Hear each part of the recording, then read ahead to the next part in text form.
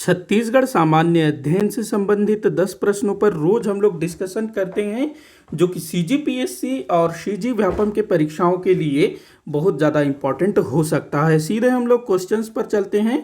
तो आज का पहला क्वेश्चन मैंने लिया है, परलकोट विद्रोह के समय बस्तर का प्रभारी सुप्रिटेंडेंट कौन था। तो देखिएगा, परलकोट विद्रोह तो ये कब हुआ था भाई? सन 1825 में हुआ था परलकोट विद्रोह। तो इस समय आपको बताना है कि बस्तर का प्रभारी सुप्रिटेंडेंट कौन था।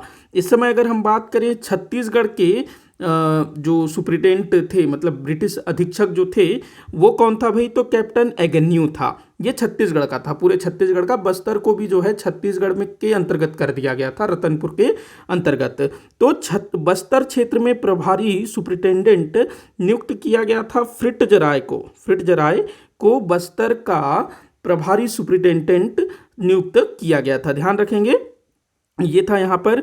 और इस समय जो परलकोट विद्रोह हुआ, इसका नेतृत्व किया था गेंद सिंह ने, जो कि शहीद हो गए थे। छत्तीसगढ़ के प्रथम शहीद माने जाते हैं गेंद सिंह। तो ध्यान रखेंगे, फ्रिट्जराय ये जो है बस्तर का प्रभारी सुप्रिटेंडेंट था। आगे बढ़ते हैं अगले क्वेश्चन की तरफ। तो अगला क्वेश्चन दिया हुआ है, विंसेंट लकड़ा का संबंध किस खेल से है? विंसेंट लकड़ा, तो इनका संबंध किस खेल से है भाई? तो ये हॉकी खेलते हैं। क्या खेलते हैं? हॉकी से इनका संबंध रहा है विंसेंट लकड़ा। अगले क्वेश्चन की ओर बढ़ते हैं। अगला क्वेश्चन दिया है, छत्तीसगढ़ के किस स्थान पर दिव्यांग महाविद्यालय की स्थापना की गई है? दिव्यांग महाविद्यालय, देखो दिव्यांग मतलब जो अपाहिज होते हैं उनको हमारे भारत सरकार के द्वारा नया नाम दिया गया है, जिसको कहा जाता है दिव्यांग।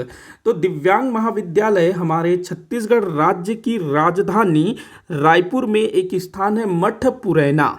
मठपुरैना, तो यहाँ पर जो है दिव्यांग महाविद्यालय स्थापित किया गया है। यहाँ पर जो दिव्यांगजन हैं उनके शिक्षा की उचित व्यवस्था की गई है। तो मठपुरैना रायपुर में दिव्यांग महाविद्यालय। आगे बढ़ें अगले क्वेश्चन की तरफ। तो अगला क्वेश्चन दिया है, सोनकुत्ता के लिए कौन सा अभ्यारण्य प्रसिद्ध है? सोनकुत्ता, तो सोनकुत्ता के लिए भाई कौन सा अभ्यारण्य बड़ा फेमस है? तो वो है गोमरडा अभ्यारण्य। गोमरडा अभ्यारण्य जो कि कहाँ पर है? रायगढ़ में है ना गोमरडा अभ्यारण्य। बादलखोल जसपुर में है, भैरमगढ़ और पामेड़ दोनों बीजापुर में है। तो जो गोमरडा अभ्यारण्य है, यहाँ पर सोनकुत्ता देखने को मिलता है। अगले क्वेश्चन की तरफ बढ़ते हैं। तो अगला क्वेश्चन दिया है, छत्तीसगढ़ राज्य निर्वाचन आयोग के निर्वाचन आयुक्त कौन है? तो काफ़ी अच्छा क्वेश्चन है, इस तरह के क्वेश्चन बनते हैं। तो ठाकुर राम सिंह ये जो हैं छत्तीसगढ़ राज्य निर्वाचन आयोग के निर्वाचन आयुक्त हैं। अगला क्वेश्चन है, ग्राम सभा का उल्लेख किस अनुच्छेद में है? तो देखो ये क्वेश्चन तो भाई बहुत बार पूछा गया है, इससे रिलेटेड और भी काफ़ी सारे क्वेश्चन हैं। तो ग्राम सभा का उल्लेख किस अनुच्छेद में दिया हुआ है? भारत के संविधान के किस अनुच्छेद में? तो 243 क में ग्राम सभा का उल्लेख मिलता है। अगला क्वेश्चन है, पंचायती राज किस सूची का विषय है? पंचायती राज, तो जो पंचायती राज है, देखो हमारे भारत के संविधान में 3 सूचियां दी हुई है, संघ सूची, राज्य सूची और समवर्ती सूची। जो संघ सूची है उसमें जितने भी विषय होंगे उस पर केंद्र सरकार जो है कानून बनाएगी। वहीं राज्य सूची में जितने विषय हैं उसमें राज्य सरकार कानून बनाएगी। समवर्ती सूची में ऐसे विषय सम्मिलित होते हैं जिसमें राज्य सरकार और केंद्र सरकार दोनों मिलकर के कानून बनाएगी। जो पंचायती राज है ये केवल और केवल राज्य सरकार इस पर कानून बनाती है, मतलब कि ये राज्य सूची का विषय है। ध्यान रखेंगे, जो पंचायती राज है वो राज्य सूची का विषय है। अगले क्वेश्चन की तरफ चलते हैं।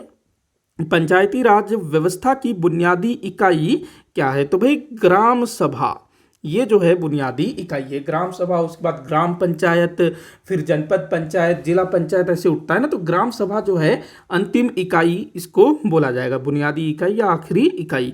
अगला क्वेश्चन है, ग्राम सभा के संबंध में कौन सा कथन सत्य है? ग्राम सभा के संबंध में कौन सा कथन सत्य है, ये आपको बताना है। पहला कथन दिया है, राज्यपाल अधिसूचना जारी कर किसी गांव को ग्राम सभा घोषित कर सकता है। बिल्कुल सही है, जो राज्य के जो राज्यपाल होते हैं वो अधिसूचना जारी करके किसी भी गांव को, किसी पारा मोहल्ले को ग्राम सभा घोषित कर सकता है। अगला दिया है, ग्राम सभा का कार्यकाल 5 वर्ष का होता है। ग्राम सभा का कार्यकाल 5 वर्ष का होता है। तो देखिए जो ग्राम सभा है ना, इसके जो सदस्य होते हैं उनका कोई चुनाव नहीं होता है। जितने भी गांव के सदस्य होंगे, जो क्या कहते हैं, जो मतदाता सूची में जिनका नाम होगा, वो सब जो है ग्राम सभा के सदस्य होंगे।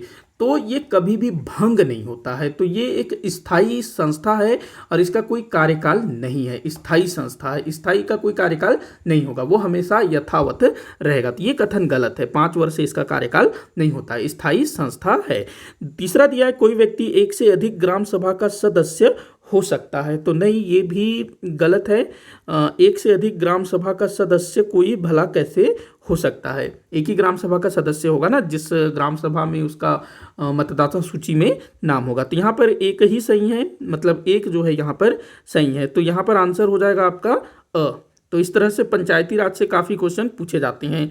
अगला क्वेश्चन है, राष्ट्रीय आंदोलन के काल में किस स्थान पर जनजातीय विद्रोह हुआ था? राष्ट्रीय आंदोलन, देखो राष्ट्रीय आंदोलन का काल अगर इसको देखा जाए तो 1885 से लेकर के 1947 तक के समय को राष्ट्रीय आंदोलन का काल कहा जाता है। तो इस बीच हमारे छत्तीसगढ़ के कुछ स्थानों पर आदिवासियों द्वारा विद्रोह किया गया। उनमें से एक था बस्तर।